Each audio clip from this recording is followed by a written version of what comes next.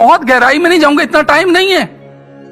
You try to understand, आप समझने की कोशिश करो कि वो क्या दिव्यता उसकी, क्या दिव्य शक्ति है, कैसे वो अपनी दिव्यता से क्या क्या कर सकते हैं। और हमें प्राउड होता, हम ऐसे गुरु के शिष्य हैं, हमें मौका मिला है, हमें अवसर मिला है, अनमोल समय मिला है, हमें कहीं छूट ना जाए, बस यही प्रार्थना। क्योंकि हम है कैसे हैं, हमारी बैकग्राउंड कैसी हम नहीं जानते, हमें कोई अध्यात्म का ज्ञान नहीं, सब महाराज जी की कृपा। बस प्रार्थना हर श्वास में यही निकलती, महाराज जी अंतिम श्वास बस आपके चरणों में निकले, और कोई इच्छा नहीं है जिंदगी की। बहुत कृपा है आपकी, बहुत कुछ दी, इस काबिल नहीं है जो आपने प्यार दिया है, जो मौका दिया है हमारे जैसे लोगों को। क्योंकि मुझे याद है 2003 में जब महाराज जी को एक बार कहा, महाराज जी हमें अब बहुत तरफ प्रचार बढ़ रहा है, महाराज जी हमें समझ नहीं आता कैसे कर। महाराज कहते अरे जितना होता कर लो, करने वालों ने अभी आना है, वो बातें भूली नहीं है। और अब सब कुछ स्पष्ट हो रहा है। इन 7 सालों में समाधि काल के अंदर महाराज जी की हर योजना साकार रूप ले रही है, साकार होती जा रही, दिखने लगी है, महसूस होने लगी है, स्पष्ट होने लगी है। तो 2009 में दिव्य उद्बोधन प्रोग्राम किया गया पंजाब में। उसके बाद महाराज जी बहुत जल्दी में, समय जो नजदीक आ रहा था, बहुत जल्दी में बड़ा प्रोग्राम करना है, सबको इकट्ठे करना है, सब प्रेमियों को एक जगह।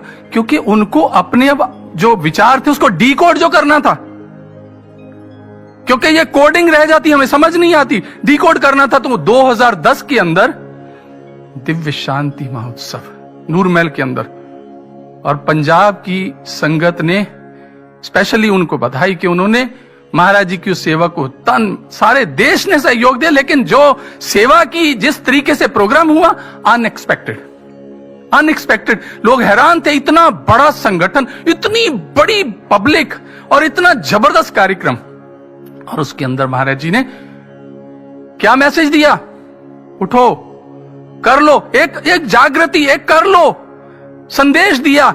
उसके ऊपर कोई शिकायत नहीं कर सकते। हम ही आलसी बने रहे, हम ही लापरवाह बने रहे, हम ही बेफिक्र बने रहे।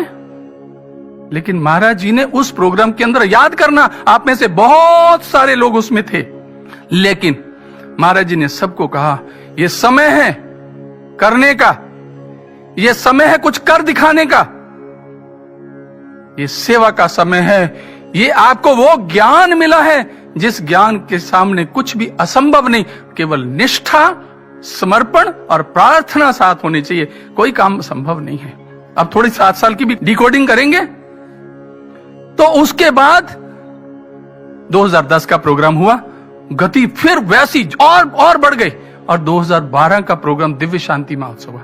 उसके अंदर तो महाराज जी ने म्यूजिक बंद करा के भजन सुनवाए और कहा ध्यान से सुनो, समझो इसको, म्यूजिक बंद करो। क्यों कराया भाई?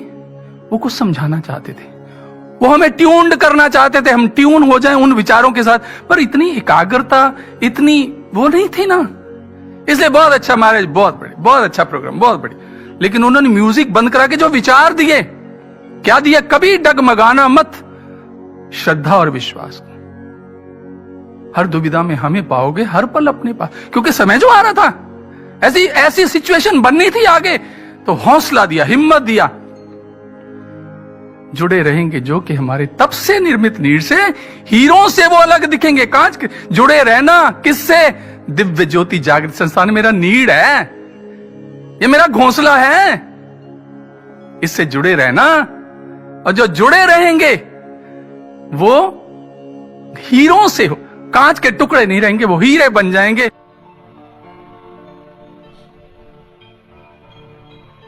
कभी डगमगाने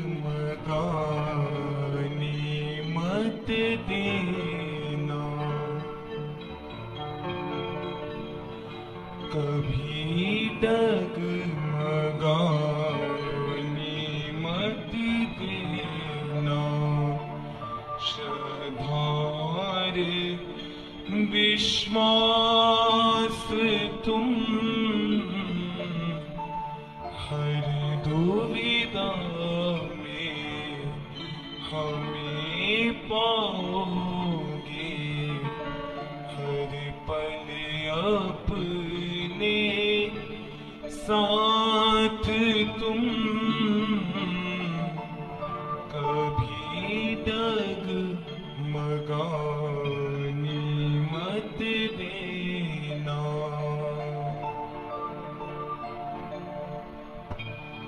श्रद्धा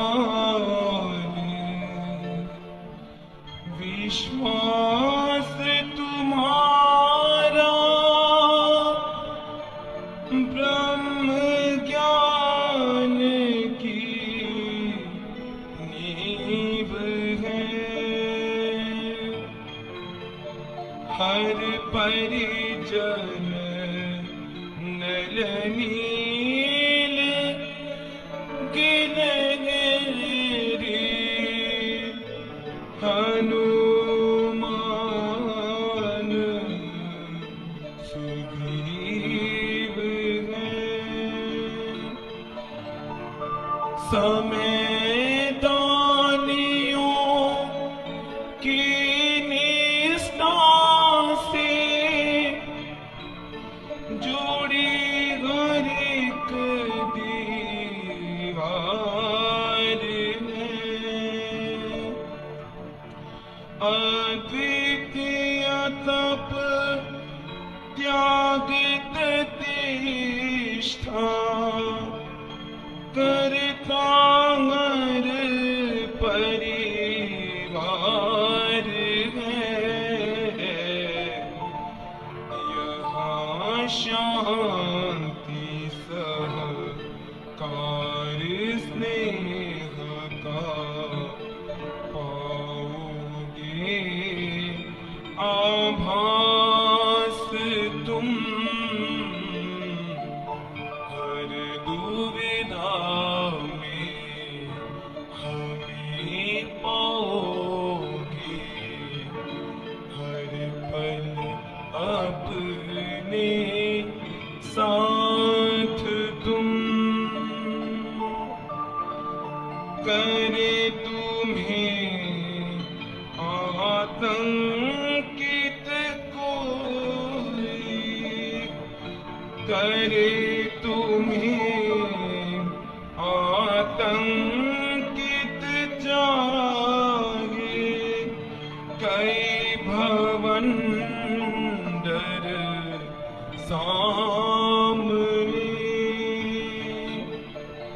घनी पथ में अड़े रहे कंकर। पत्थर या विषधर सामने। घनी घटाएं तुम्हें डराए या ललचाए दामिनी। या बहकाए तुम्हें जुगनों वाली कारी यामिनी। कभी नहीं तुम साहस खोना, होना नहीं उदास तुम। हर दुविधा में हमें पाओगे। हर पल अपने साथ तुम। संधि काल में महाकाल का आज भयंकर रूप है। कहीं ठिठुरता शीत, कहीं पर तन झुलसाती धूप है। अपनी विपट लता से होता मन का दुख विछोह है। चलती निशा में प्रभु का ये लीला संदोह है। दिन पतझड़ के देख सकोगे कल कैसे मधुमास तुम हर दुविधा में हमें पाओगे। हर पल अपने साथ तुम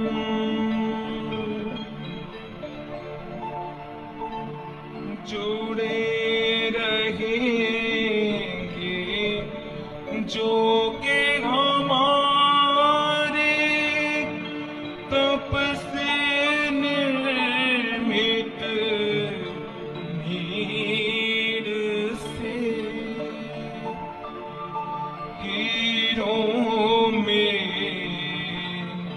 अलग दिखेंगे कांच करीच की भीड़ से। कोयल का माधुर न छिपता कागों के शोर में। सिर्फ तुम्हारे हाथों होगी विजय पताका भोर में। अरे लिखोगे कल नव युग का एक नया इतिहास तुम हर दुविधा में हमें पाओगे। हर पल अपने साथ तुम कभी डगमगाने मत देना। श्रद्धा और विश्वास तुम हर दुविधा में हमें पाओगे। हर पल अपने साथ तुम।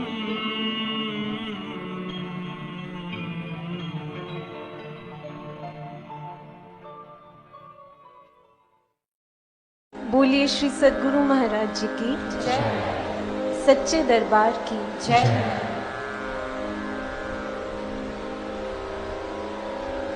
हमारी जिंदगी में बहुत से रिश्ते बनते हैं, लेकिन एक रिश्ता है जिससे हमारी जिंदगी बनती है, और उस रिश्ते की जिंदगी बनता है हमारे गुरु का प्रेम, उनका स्नेह, उनकी करुणा। सद्गुरु के प्रेम की परिभाषा समझते हैं। एक बार रमन महर्षि के पास एक जिज्ञासु आया, प्रश्न रखते हुए बोला, महर्षि, जैसा कि हमने सुना है कि सद्गुरु प्रेम और करुणा के सागर होते हैं, तो क्या? अभी प्रश्न पूरा भी नहीं हुआ था कि महर्षि रमन ने उसे वहीं रोक दिया। हैरानी से बोले, क्या क्या कहा आपने? सद्गुरु प्रेम और करुणा के सागर होते हैं? जिज्ञासु सकुचाया, धीमे से बोला, जी क्या कुछ गलत कहा? महर्षि रमन बुलंद स्वर में बोले, बहुत बड़ी गलती की। क्योंकि सागर की तो सीमा होती है, उसकी तो कोस्ट लाइन होती है, लेकिन आप गुरु के स्नेह को कैसे किसी सीमा में बांध सकते हैं? उनका स्नेह, उनकी करुणा, उनका प्रेम अनंत है, इन्फिनिट है, जिसका कोई दायरा नहीं, जिसकी कोई सीमा नहीं है। बिल्कुल सच है यह बात। दुनिया में अगर किसी को कोई प्रिय होता है ना, तो उसके लिए वो कहता है ये मेरी आंखों का तारा है। लेकिन मालूम है महाराज जी अपने शिष्यों के लिए क्या कहते हैं? स्वयं महाराज जी के ये शब्द हैं कि जो शिष्य ब्रह्म ज्ञान के मार्ग पर चलता है, इसके प्रचार प्रसार में अपना सहयोग देता है, वो मुझे प्राणों से भी प्यारा है। महसूस कर सकते हैं इन शब्दों की गहराई को।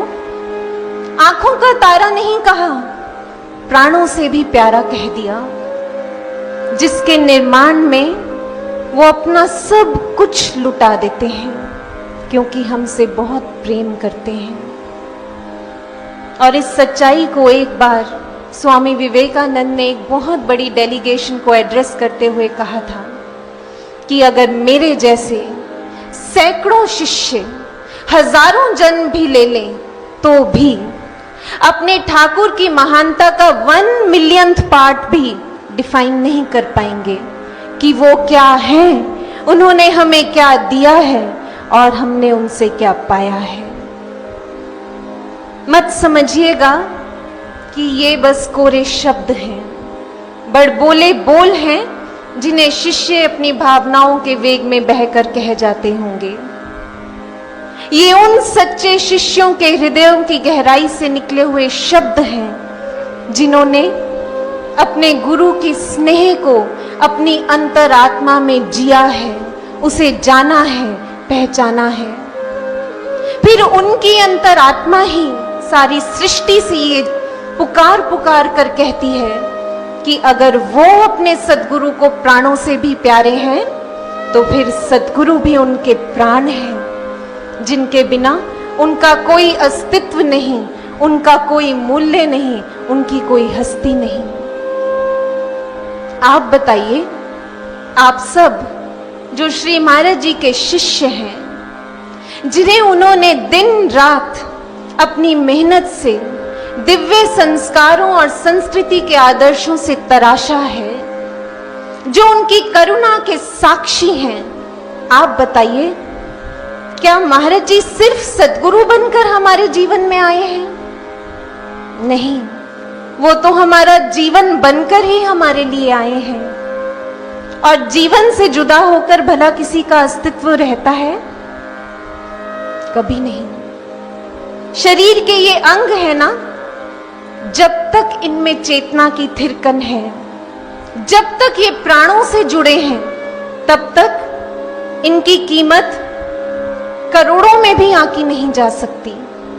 लेकिन अगर दुर्घटनावश यही अंग अलग हो जाएं, तो फिर इन अंगों की कीमत कौड़ियों बराबर भी नहीं बचती। गुरु शिष्य के संबंध की गहराई ऐसी होती है। हमारी वैदिक संस्कृति में डिवोर्स या तलाक जैसे शब्दों का कोई एग्जैक्ट वर्ड एग्जिस्ट तक नहीं करता। कितना सुंदर आदर्श रखती है हमारी संस्कृति हमारे सामने, जहां पति पत्नी जैसे सांसारिक रिश्ते के भी टूटने को कोई स्थान नहीं दिया गया हमारी संस्कृति में। तो फिर गुरु शिष्य का दिव्य संबंध तो सर्वोपरि है, आत्मा के स्तर पर जुड़ता है। इस संबंध में बिखराव की फिर कल्पना भी कैसे की जा सकती है? हमारी संस्कृति ने हमेशा जुड़े रहने के आदर्श का पाठ पढ़ाया है। फिर कैसे संभव है एक शिष्य का अपने गुरु से अलग हो जाना? साधक जनों, जहां अलगाव है, जहां टूटन है, तो इसका मतलब आत्मा के स्तर पर इस रिश्ते की डोर कभी बंधी ही नहीं। और जहां सचमुच इस रिश्ते की डोर बंधी है, तो फिर किसी आंधी, किसी तूफान में इतनी ताकत नहीं कि वो इस रिश्ते को हिला भी सके। कैलिफोर्निया के सैन फ्रांसिस्को बे के साथ एक ब्रिज है जिसका नाम है द गोल्डन गेट। यह ब्रिज लगभग 9000 फीट लंबी है और विश्व की लॉन्गेस्ट सस्पेंशन ब्रिजेस में आती है। इस ब्रिज की एक विशेषता है, वो यह है कि जिस क्षेत्र में ये ब्रिज बनी है उस क्षेत्र में आए दिन भारी भरकम भूकंप आते हैं, तेज तूफानों के थपेड़े पड़ते हैं। उस क्षेत्र का पास्ट रिकॉर्ड बताता है कि कितनी ही बार पूरे के पूरे एक्सप्रेसवेज, पूरी की पूरी बिल्डिंग्स कोलैप्स हो गई, उजड़ गई। लेकिन इन सब आंधियों के बीच आज भी ये ब्रिज तटस्थ है, टस से मस नहीं हुई। क्यों? दरअसल बिल्डर्स उस क्षेत्र की इन परिस्थितियों को भली भांति जानते थे, इसलिए उन्होंने क्या किया, इस ब्रिज के 2 मजबूत पिलर्स बनाए स्टील और कंक्रीट से, और अपना मैक्सिमम टाइम, अपने मैक्सिमम एफर्ट्स, मैक्सिमम रिसोर्सेज इन आधार स्तंभों को बनाने में लगा दिया। लगभग 90 मिलियन पाउंड से भी ज्यादा इनके ब्लॉक का वेट है, और ये आधार स्तंभ ही हैं, ये 2 पिलर्स हैं जिनके ऊपर आज भी ये ब्रिज अडिग है, सब परिस्थितियों के बीच, सब तूफानों के बीच। ठीक इसी तरह गुरु शिष्य का संबंध भी ऐसे ही 2 पिलर्स पर टिकता है, श्रद्धा और विश्वास के पिलर्स पर। जिन शिष्यों के ये 2 आधार स्तंभ मजबूती से खड़े हैं, फिर दुनिया की कोई ताकत उनके शिष्यत्व को हिला नहीं सकती, बल्कि वो अपने शिष्यत्व से दुनिया को हिला देते हैं। जिस समय औरंगजेब का शासन था, उस समय अत्याचार और अधर्म से त्रस्त होकर लोग श्री गुरु तेग बहादुर जी के पास मदद की गुहार लेकर आए थे। पाप अपनी चरम सीमा पर था और समय धर्म की रक्षा की मांग कर चुका था, और धर्म की रक्षा मांग कर रही थी कुर्बानी की। गुरु गंभीर हो गए, शून्य में देखते हुए बोले, अब समय आ गया है, धर्म की स्थापना के लिए अब पुण्य आत्मा को बलिदानी देनी होगी।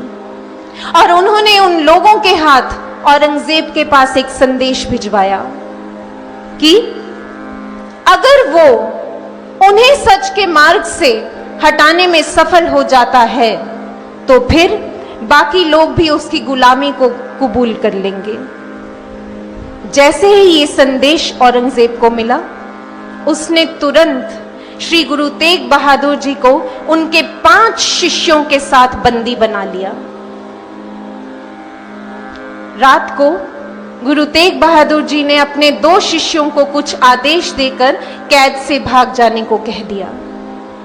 सुबह जब औरंगजेब को यह बात पता चली तो आक्रोश से भर गया, डर गया कहीं उसकी कैद से गुरु ना छूट जाएं, इसलिए उन्हें सलाखों के पीछे डाल दिया और साथ ही साथ एक दिल दहला देने वाला निर्णय ले लिया। निर्णय था कि गुरु के सामने उनके 3 शिष्यों को बेरहमी से मार देगा। इस मंशा से निर्णय लिया था कि शायद बेदर्दी से मरता हुआ देख अपने शिष्यों को गुरु अपना निर्णय बदल दें, अपना रास्ता छोड़ दें। मूर्ख औरंगजेब गुरु को शिष्यों से अलग करने चला था और शिष्यों को गुरु से। गुरु शिष्य की प्रीत पर वार करने चला था। मूर्ख इसलिए क्योंकि नहीं जानता था कि उसके सामने जो खड़े हैं वो कच्चे शिष्य नहीं हैं, बल्कि गुरु के सच्चे मुरीद हैं। पहली बलि चढ़ने का समय आया। भाई मतीदास को बुलाया गया। भाई मतीदास जैसे ही आकर खड़ा हुआ तो काजी बोला, देख अब भी मौका है, तू चाहे तो गुरु को छोड़कर हमारी शरण में आ जा, तू जो चाहेगा तुझे मिलेगा। ऐसे आशो आराम तेरे कदमों में बिछ जाएंगे जिस सुख की तूने कल्पना भी कभी नहीं की होगी। आजा हमारे पास। जब भाई मतीदास ने ये सुना तो हंस दिया, बोला, अच्छा अगर ये ना लूं तो क्या मिलेगा? काजी गुस्से में बोला, अगर ये नहीं लेगा तो दर्दनाक मौत मिलेगी, ऐसी कि देखने वाले की भी रूह कांप जाएगी। जिंदा आरी से 2 हिस्सों में चीर दिया जाएगा। भाई मतीदास के शब्द सुनिए। बोला था, वाह, ये हुई ना बात। आज तक दुनिया के सारे सुख चखे हैं, मेरे गुरु ने मुझे सारी खुशियां बख्शी हैं, लेकिन गुरु के लिए मरने का सुख चखना बाकी था। आज मेरी आत्मा इस आनंद को भी लूटेगी। जल्दी कर, देर क्यों करता है? अपनी आरी के दांतों से मुझे चीर ताकि मैं उस आनंद को पा सकूं। जल्दी कर। औरंगजेब भी सोचता होगा, न जाने किस मिट्टी के बने हैं ये शिष्य। मौत से डरना तो दूर बल्कि शान से उन्हें बुलाते हैं। काजी बोला, कोई आखिरी इच्छा है तो मांग ले। शिष्य महान है, बोला, एक नहीं 2 इच्छाएं हैं, बोल पूरी करेगा? काजी बोला, कह क्या इच्छा है?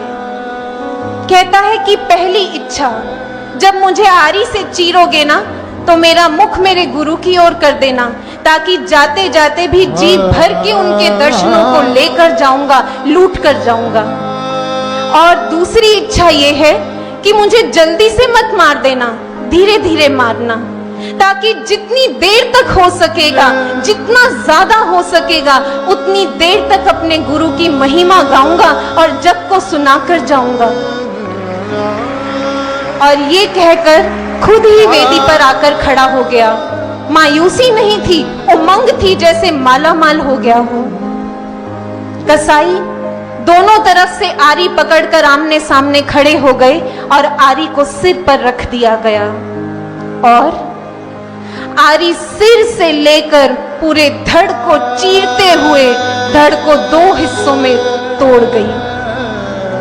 यहां रक्त की धाराएं बह उठी और वहां शिष्य के रोम रोम से ये शब्द, ये भाव फूट पड़े।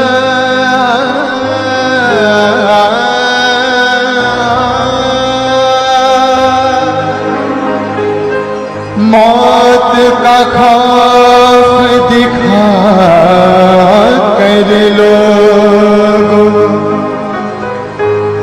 मुझको ना धमका। मौत का खौफ दिखा कर लोगों, मुझको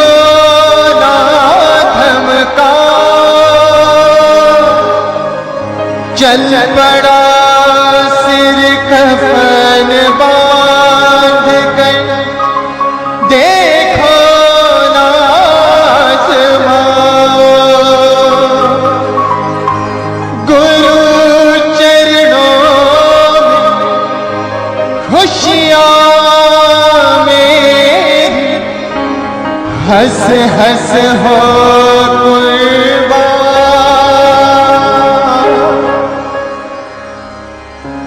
सच के पथ पर चलते जाए, है यही अरमान। सच के पथ पर चलते जाए, है यही अरमान। गुरु मिटने में ही है अब अपनी शान।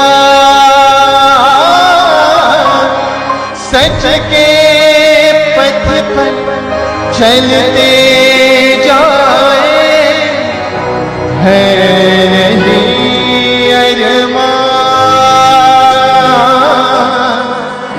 है नहीं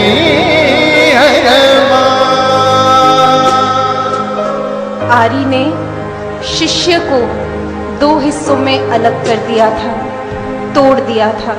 चीर दिया था, लेकिन शिष्य की प्रीत गुरु से अलग नहीं हो पाई थी। वो दो टुकड़ों में बट नहीं पाई थी, बल्कि हमेशा हमेशा के लिए अपने गुरु से एक हो गई थी।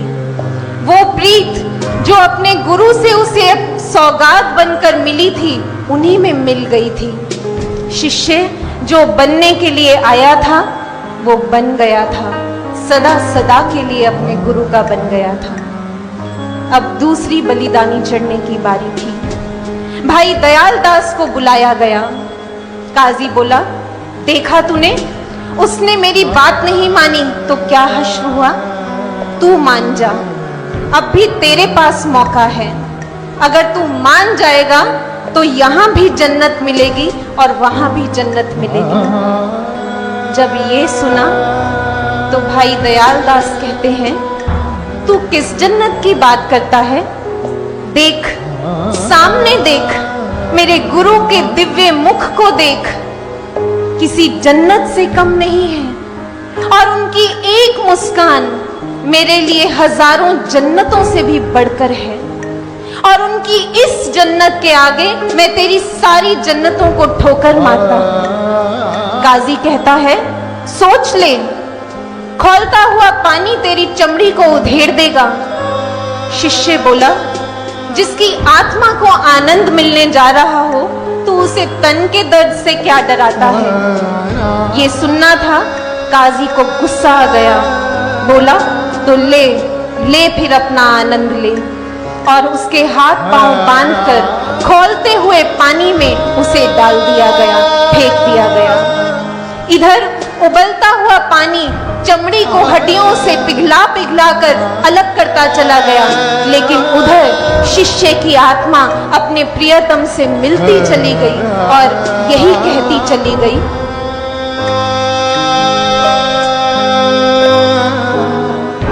तूफानों में भी चट्टान जैसे अड़ग है रहती, तूफानों में भी चट्टान जैसे अड़ग है रहती,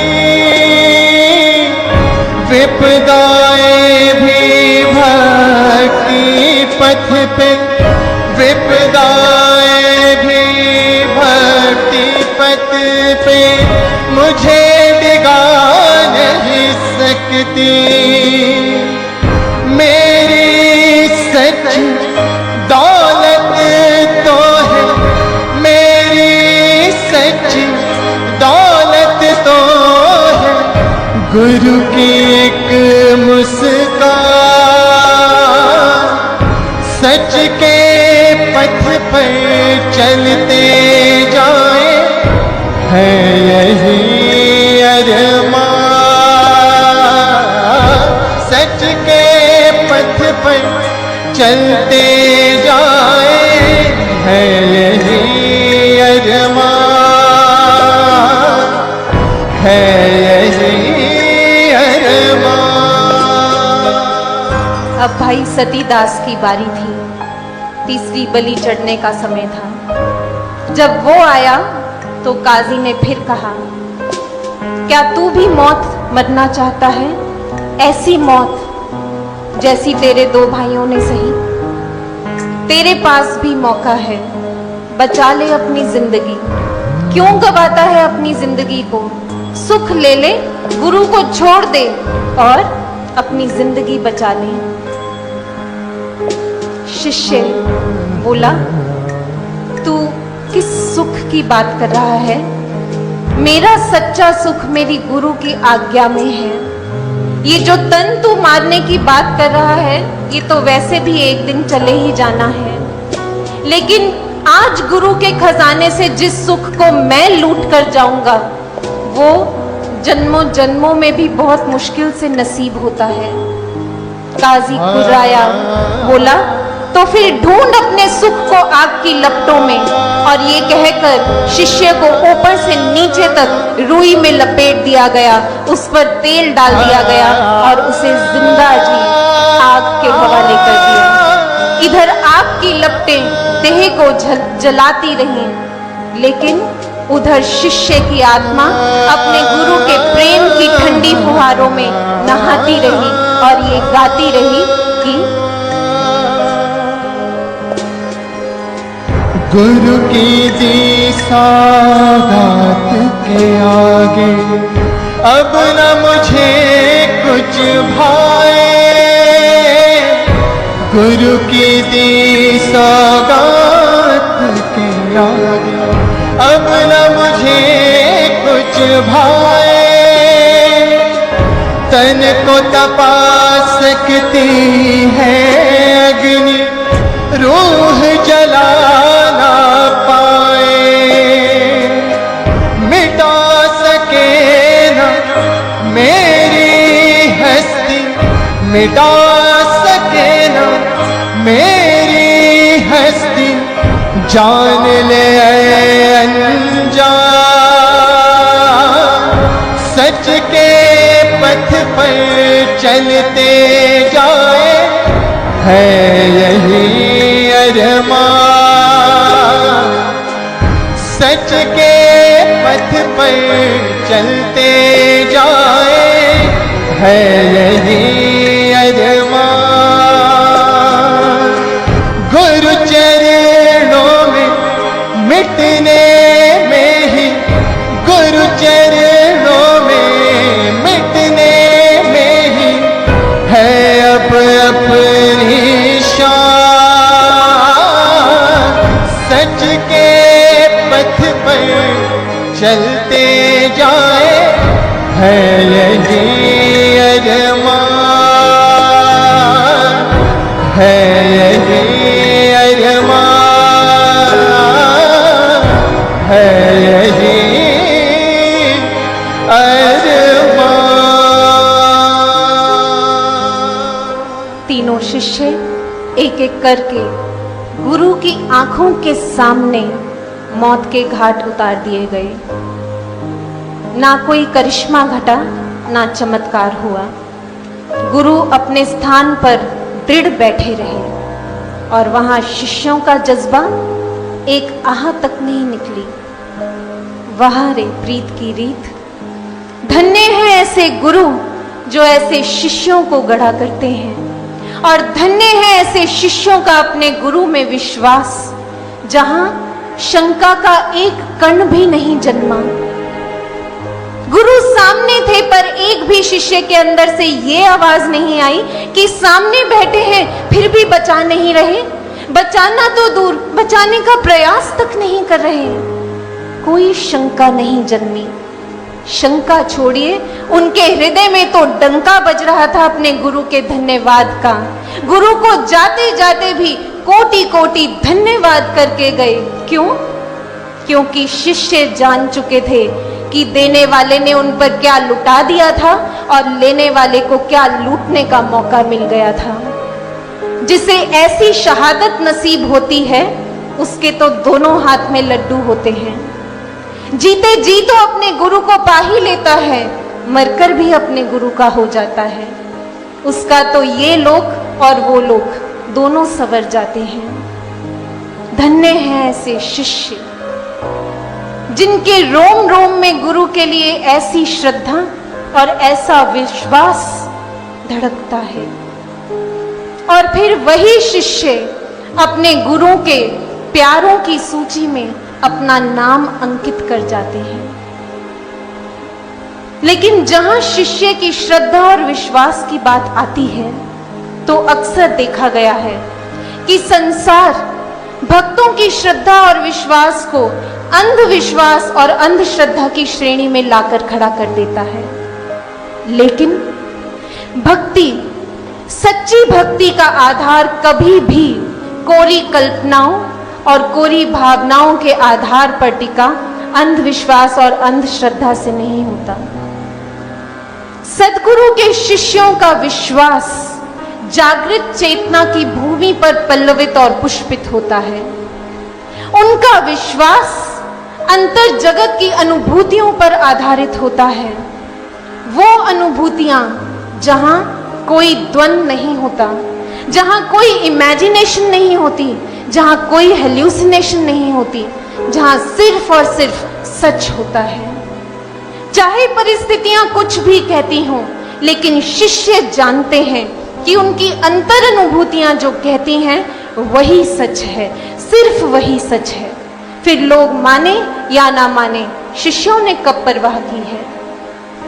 1865 में जब श्री रामकृष्ण परमहंस निर्विकल्प समाधि में लीन हो गए थे, तो सारी तरफ असमंजस की स्थिति फैल गई थी। ऐसे में एक सन्यासी की अंतर अनुभूति ने सच को सामने रखा था। उसने कहा था कि मेरी अंतर अनुभूति कहती है कि ठाकुर गहन समाधि में हैं और उनकी समाधि देह की संरक्षण करनी चाहिए। तब उस एक अंतर अनुभूति की आवाज पर बाहर की सब बातें खारिज कर दी गईं। और इतिहास गवाह है कि आगे चलकर अंतर अनुभूति की आवाज ही सच सिद्ध हुई और बाकी सारी बातें झूठ। एक समय था जब नरेंद्र और उसके गुरु भाइयों के पास ना भोजन था ना साधन थे। ऐसे में ठाकुर के ये वचन कि जाओ और पूरे विश्व में ज्ञान का प्रकाश फैला दो, ये दोनों बातें नदी के दो किनारों की तरह लगती थीं, जिनमें तालमेल कोई संभव नहीं दिखता था। लोग शिष्यों को पागल कहते थे, उनका मजाक बनाते थे, लेकिन ऐसे में मां शारदा को अनुभूति हुई। उन्होंने देखा कि नरेंद्र अपनी अंजुलि में गंगा जल भरकर जोर से जय श्री रामकृष्ण का उद्घोष करते हुए उसे विशाल जन समूह पर डाल रहा है। अंतर अनुभूति का संदेश तो स्पष्ट था, लेकिन बाहर की परिस्थितियां बिल्कुल उलट थीं। फिर भी आगे चलकर क्या हुआ? परिस्थितियों की हार हुई और वही सत्य हुआ जो अंतर अनुभूति ने दर्शाया था। उसी नरेंद्र ने विवेकानंद बनकर समूचे विश्व पर अपने ठाकुर के ज्ञान की संदेश की वर्षा की थी। एक बार योगानंद परमहंस साधना में उन्होंने देखा कि वो जगह जगह विदेश में इंग्लिश में लेक्चर्स कर रहे हैं। साधना से उठे तो हैरान रह गए, क्योंकि इंग्लिश में लेक्चर्स करना तो दूर, उनके लिए इंग्लिश में एक पंक्ति बोलना भी कल्पना थी। लोगों को बताया तो उन्होंने भी उपहास ही किया। पर आगे चलकर इस बार भी क्या हुआ? जो बाहर से असंभव दिखता था लेकिन अंतर जगत में संभव हुआ था, वही सच हुआ।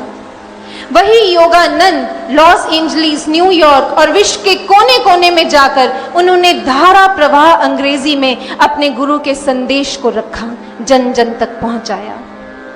इतिहास के अगर ऐसे उदाहरण इकट्ठे किए जाएं तो लंबी कतारें बन जाएंगी, जिनमें एक ही बात गूंजती है कि शिष्य की अंतर अनुभूति जो कहती है वही सच होता है, सिर्फ वही सच होता है। लेकिन अगर लोग चाहें कि इस सच को वो अपने मन बुद्धि के आधार पर समझ लें तो ये संभव नहीं है। इस सच को आत्मा के स्तर पर ही समझा जाता है, तभी इस सच की समझ आ पाती है। किसी ने बहुत खूब कहा है कि समय और समझ दोनों जिसके पास एक साथ होते हैं वो खुशकिस्मत होते हैं, क्योंकि अक्सर ऐसा होता है जब समय होता है तब समझ नहीं आती, और जब तक समझ आती है तब तक समय हाथ से छूट चुका होता है। लेकिन हम खुशकिस्मत हैं, क्योंकि अगर आज समय हमारे सामने ऐसी विषम परिस्थितियां रख रहा है तो फिर श्री गुरु महाराज जी ने हमें वो ज्ञान की, विवेक की आंख से वो समझ भी दी है जिससे हम सच की पहचान कर पा रहे हैं। साधक जनों, समय तो बार बार ऐसी परिस्थितियां रखता आया है और रखता रहेगा, लेकिन ऐसे में हमें भी अपने विवेक को, अपनी समझ को बनाए रखना होगा, तभी गुरु के मार्ग पर अडिगता से अंत तक चल पाएंगे। फ्रांस के इतिहास में राजा लुइस का वर्णन आता है। कहते हैं कि राजा की छवि को गिराने के लिए दुश्मनों ने एक चाल चली। उन्होंने राजकुमार का अपहरण कर लिया, इस मंशा से कि राजकुमार के चरित्र का, उसकी मानसिकता का पतन कर देंगे, ताकि राजा की छवि खराब हो जाए, उसकी बदनामी हो। और इसके लिए उन्होंने भरसक प्रयास किए। उस राजकुमार को, छोटे से राजकुमार को ऐसी ऐसी परिस्थितियों में रखा, ऐसी ऐसी गलत संगति में रखा कि इतिहास कहता है कि शायद ही उन परिस्थितियों से निकलकर कोई अपने उसूलों और आदर्शों पर अडिग रह सकता होगा। लेकिन आश्चर्य की बात थी, जब वो राजकुमार उस कैद से बाहर आया तो भी अपने उसूलों पर दृढ़ था। जब उससे इसके पीछे का कारण पूछा गया तो मार्के का सूत्र बता दिया उसने। बोला, जब भी वो लोग मुझे गिराने की कोशिश करते थे तो मैं एक ही बात अपने रोम रोम में गुंजाता चला जाता था। मैं कहता चला जाता था कि नहीं, मैं सही राह से कभी विचलित नहीं हो सकता, क्योंकि मैं राजा का बेटा हूं और राजा की संतान का गिरना शोभा नहीं देता। यही मूल मंत्र है हम सब के लिए भी, अपने गुरु महाराज जी के आदर्शों पर मजबूती से पकड़ बनाए रखने की। जब भी विषम परिस्थितियां घेरें तो इन्हीं शब्दों को गुंजायमान कर लीजिएगा कि हम भी युग पुरुष, युग दृष्टा, पूर्ण सद्गुरु सर श्री आशुतोष महाराज जी की संतान हैं और उनके महान ज्ञान को छोड़कर, अंतर अनुभूतियों की सार्थकता का त्याग कर झूठे और निराधार तर्कों के आगे झुकना, ये हमें भी शोभा नहीं देता। हम गुरु महाराज जी की संतान हैं। लेकिन हमारे रोम रोम से ये शब्द तभी गूंज पाएंगे जब हमारे रोम रोम में साधना की तरंगे समाई होंगी, क्योंकि साधना ही हमारे विश्वास और हमारी श्रद्धा को मजबूत कर सकती है, भक्ति की भूमि पर हमारी पकड़ बना सकती है। महात्मा बुद्ध ने एक बार अपने शिष्यों को इकट्ठा कर कर कहा था, तुम सब मेरे बगीचे के फूल हो, जिन्हें मैंने बहुत मेहनत और प्रेम से खिलाया है। तुम इस बगिया को हमेशा यूं ही सजाए रखना, ध्यान देना कि इसका एक भी फूल टूट ना जाए, क्योंकि इसके एक एक फूल का महत्व है मेरी बगिया में। इसे महकाने में एक एक फूल की महक का योगदान है, एक भी फूल को उजड़ने मत देना। हम सब भी तो महाराज जी की बगिया के फूल हैं, जिन्हें उन्होंने दिन रात अपने प्रेम से सींचा है। अगर उनकी बगिया से एक भी फूल टूटेगा तो टूटने वाले से ज्यादा बनाने वाले को दर्द होगा, उन्हें कष्ट होगा। और क्या हम में से यहां कोई ऐसा है जो अपने गुरु महाराज जी को दर्द देना चाहता है, उन्हें कष्ट देना चाहेगा? मैं जानती हूं मेरा ये प्रश्न बेबुनियाद है, क्योंकि जिन गुरु ने आज तक हमेशा हमारे दर्द को अपना दर्द बनाया है, कोई कष्ट हमें छुए उससे पहले आगे बढ़कर खुद उस कष्ट को अपने ऊपर लिया है, उन गुरुदेव को हम कैसे कोई कष्ट दे सकते हैं? लेकिन अपने अंदर झांक कर देखिए, कहीं अनजाने में ये कष्ट देने का पाप कर तो नहीं रहे? क्योंकि अगर आज साधना नहीं कर रहे तो फिर किस समय कौन से कर्म संस्कार की आंधी हमारी इस फूल को उनकी बगिया से उखाड़ फेंकेगी, इसका कुछ पता नहीं। और अगर ये फूल उखड़ गया तो उनको असहनीय पीड़ा होगी। ऐसा ना हो, ऐसा कभी ना हो, इसलिए साधना करें। हम जानते हैं कि हमारे पास साधना ना करने के बहुत से कारण हैं और जेन्युइन रीजंस हैं। हमारे ऑफिस की रिस्पॉन्सिबिलिटीज, हमारे घर की जिम्मेदारी, बहुत से कारण हैं जिनकी वजह से हम साधना नहीं कर पाते।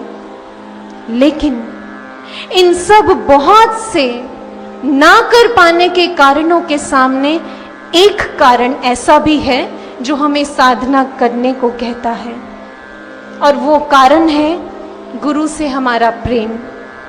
अगर ये कारण जिंदा है तो शर्त है, 100% निश्चित है कि आपका यह एक कारण बाकी सब कारणों को हार देने की हिम्मत रखता है, दम रखता है। क्योंकि जहां प्रेम है वहां थकान नहीं है। लहिड़ी महाशय के शिष्य स्वामी प्रणवानंदा जब पहले संसार में नौकरी करते थे तो रेल रोड के ऑफिस में दिन भर मेहनत करते थे, बहुत हेक्टिक जॉब थी। लेकिन संसार में मेहनत करने के साथ साथ गुरु के प्यार को पाने की मेहनत करना कभी नहीं भूले। उनका नियम था और उनकी बायोग्राफी में आता है कि रोज रात को ऑफिस से लौटने के बाद भी 8 घंटे की साधना उनकी निश्चित थी। 8 साल तक ये प्रयास जारी रहा। वो 8-8 घंटे की साधना रात रात भर जाग कर करते रहे और इसीलिए अपने गुरु का अथाह प्रेम पा गए। इसलिए अगर ये कारण जिंदा है इस हृदय में, अगर सचमुच अपने गुरु से प्रेम करते हैं तो साधना करें।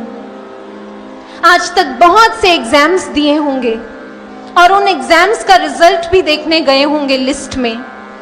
याद कीजिए वो मोमेंट्स जब लिस्ट में अपना नाम ढूंढ रहे होते थे, दिल की धड़कनें तेज होती थी कि कहीं हमारे नाम के आगे F फेल ना लिखा हो, P पास ही लिखा हो।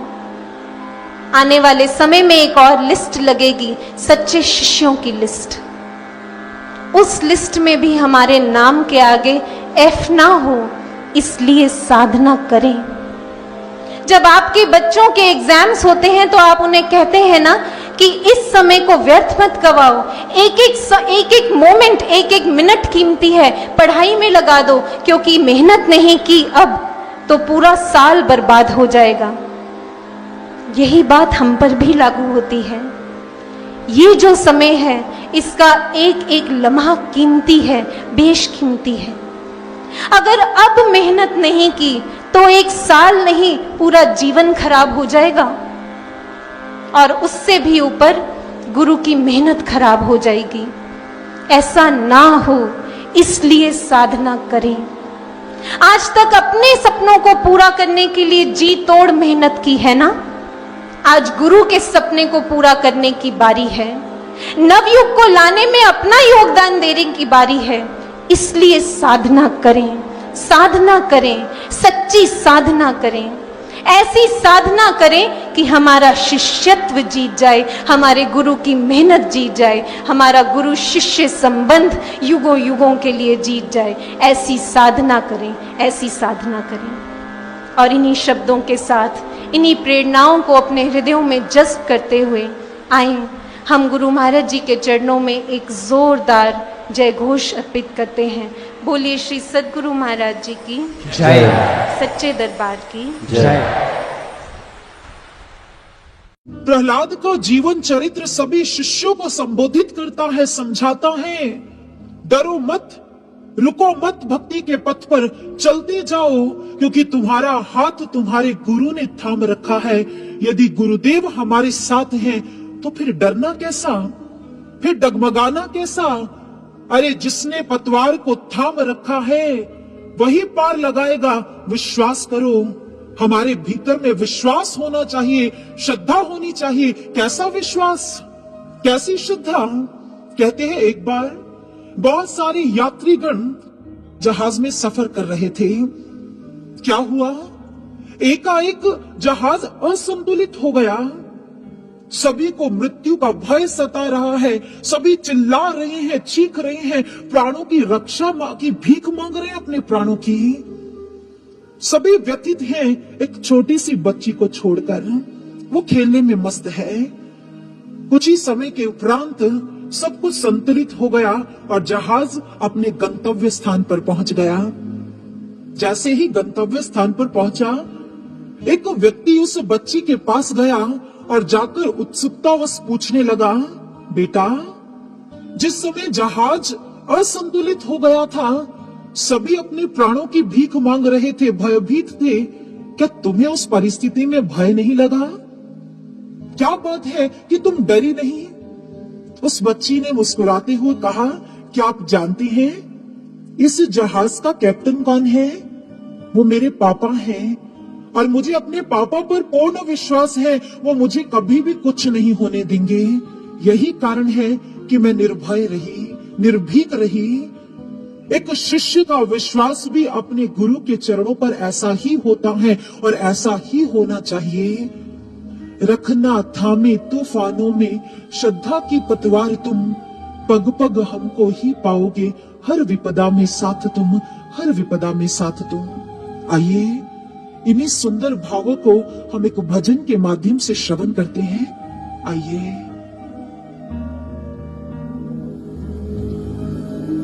रखना थामे तूफानों में श्रद्धा की पतवार तुम रखना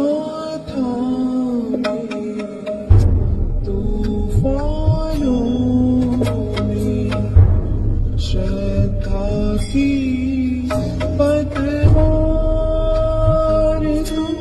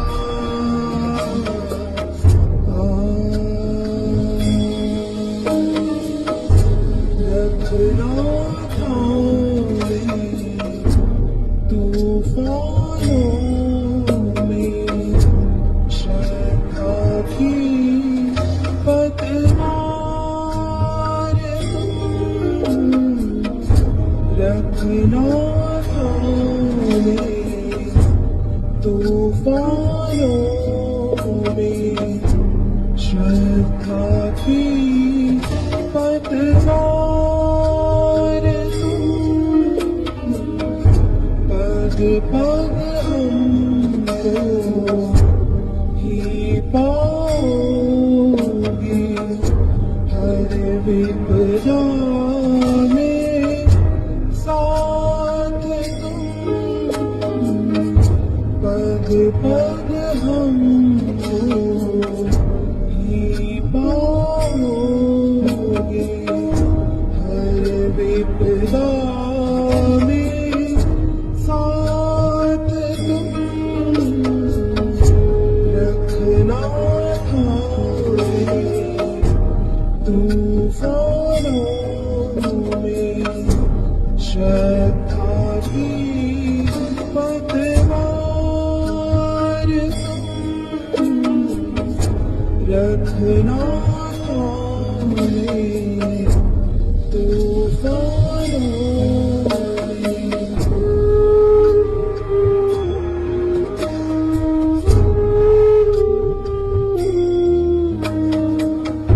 ना घबराना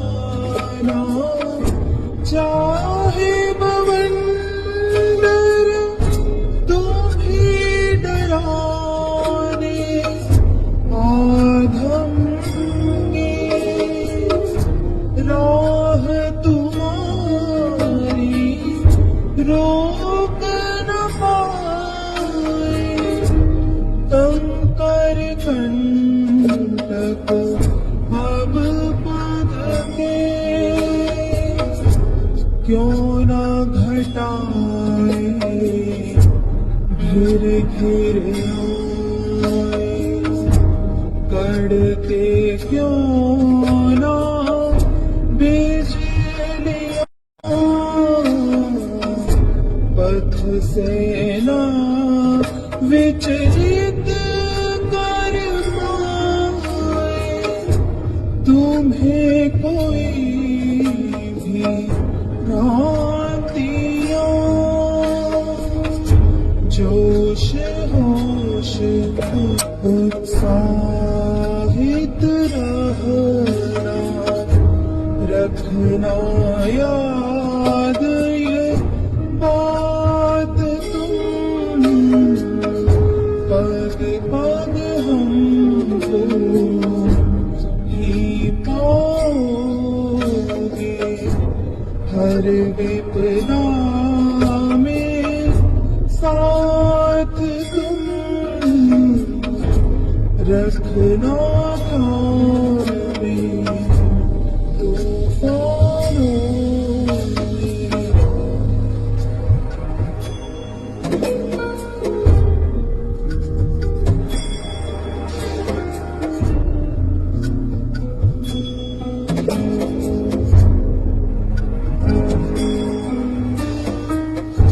प्रलय काल में भावी प्रबल ने धरा भयावह रूप है।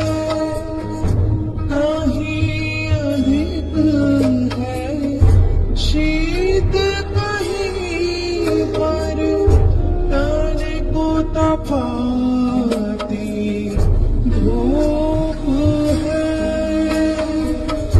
बरसाह तो वियोग जब होता, वृक्ष लता से दूर है। इस बीतती काल रात्रि में प्रभु का खेल गूढ़ है। देखोगे पतझड़ के बिना कैसे कहो ऋतुराज तुम। पग पग हमको ही पाओगे, हर विपदा में साथ तुम। रखना थामे तूफानों में।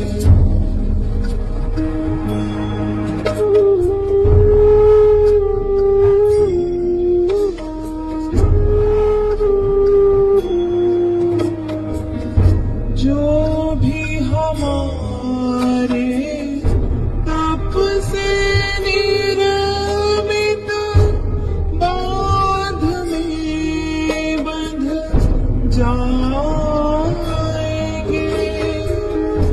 दम के हीरों से जग में कांच न हो कहलाएंगे। छिप ना पाया कर्कशता में मधुर गान कोयल का कभी। तुम ही विजय ध्वज लहराओगे, नव बेला में जल्द ही। स्वर्णिम युग में अरे लिखोगे अद्वितीय इतिहास तुम।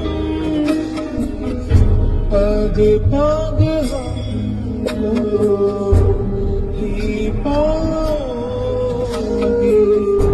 हर विपदा में साथ तुम। रखना थामे तूफानों में। श्रद्धा की पतवार तुम। पग पग हमको ही पाओगे, हर विपदा में साथ तुम। रखना थामे तूफानों में। श्रद्धा की पतवार तुम। श्रद्धा की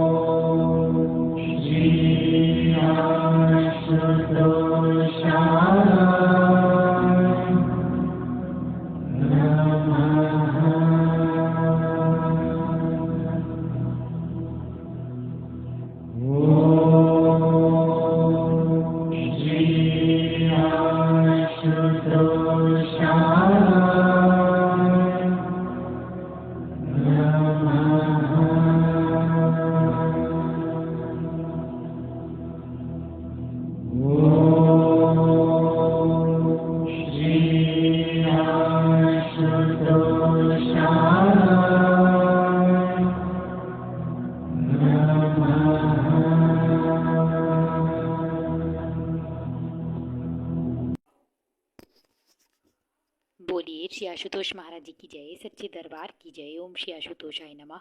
जैसा कि आप सभी को पता है, इस चैनल पर रोज अंत अनुभूति ऑडियो के माध्यम से आपके सामने शेयर की जाती है। तो आइए स्टार्ट करते हैं आज का अनुभव। आज का हमारा टाइटल है, कहाँ मिलेंगे ऐसे गुरु महाराज जी। यह घटना वर्ष 2001 की है। जन्माष्टमी का भव्य कार्यक्रम था और मेरी सेवा डांस में थी। मेरे एक भाई की गाड़ी सेवा लगी हुई थी। ज़्यादातर हम डांस वाले बच्चे उन्हीं की गाड़ी से स्टेज तक आया व जाया करते थे। आप सभी जानते हैं कि जन्माष्टमी के कार्यक्रम में स्वयं गुरु महाराज जी मंचासीन रहते थे।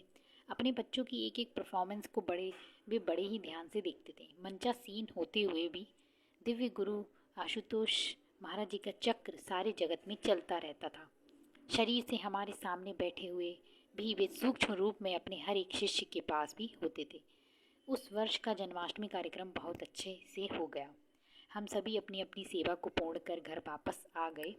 उसी रात्रि मैंने एक दिव्य अनुभूति में देखा कि एक बहुत बड़ा दरबार लगा हुआ है। गुरु महाराज जी ऑरेंज रंग के वस्त्रों को वहाँ विराजमान है। मेरे तीनों भाई और 2 चचेरे भाई गुरु महाराज जी के ठीक सामने खड़े हैं। इस सारे दृश्य को देखते हुए अचानक ही मेरी दृष्टि आशु बाबा की श्री चरणों की ओर चली गई। उनके एक श्री चरण के अंगूठे से बहुत खून निकल रहा था। बस इतना ही दिखाई दिया और डर के मारे मेरी नींद खुल गई। उसके बाद पूरी रात यही सोचते हुए निकल गई कि यह सब क्या है, क्या था वो सब। महाराज जी को ऐसी चोट क्यों लगी? लगता है कि उन्होंने अपने किसी बच्चे का कष्ट ले लिया है। सुबह जैसे ही अपने कमरे से निकलकर बाहर आई तो भाई बोला, पिंकी तुम्हें पता है रात को मेरे साथ क्या हुआ था? जब मैं सेवा के दौरान तुम सभी बच्चों को लेने आ रहा था तब मेरा एक्सीडेंट होने वाला था। यह तो महाराज जी ने बचा लिया, वरना भाई की इस बात को सुनते ही मेरे मुख से निकाला, अच्छा तो वो आपकी चोट थी? भाई ने पूछा, कौन सी चोट? मैंने उन्हें तुरंत अपनी दिव्य अनुभूति सुना दी। अब भाई ने एक लंबी गहरी सांस लेते हुए कहा, महाराज जी हमेशा से ही अपने भक्तों के कष्ट अपने ऊपर ले लेते हैं। बताओ कहाँ मिलेंगे ऐसे गुरु महाराज जी। आज का अनुभव यहीं पर समाप्त होता है। जय महाराज जी की। बोलिए श्री आशुतोष महाराज जी की जय, सच्चे दरबार की जय। ओम श्री आशुतोषाय नमः। धन्यवाद। सभी लोग चैनल को सब्सक्राइब कीजिएगा, लाइक्स कीजिएगा, शेयर कीजिएगा। Thank you.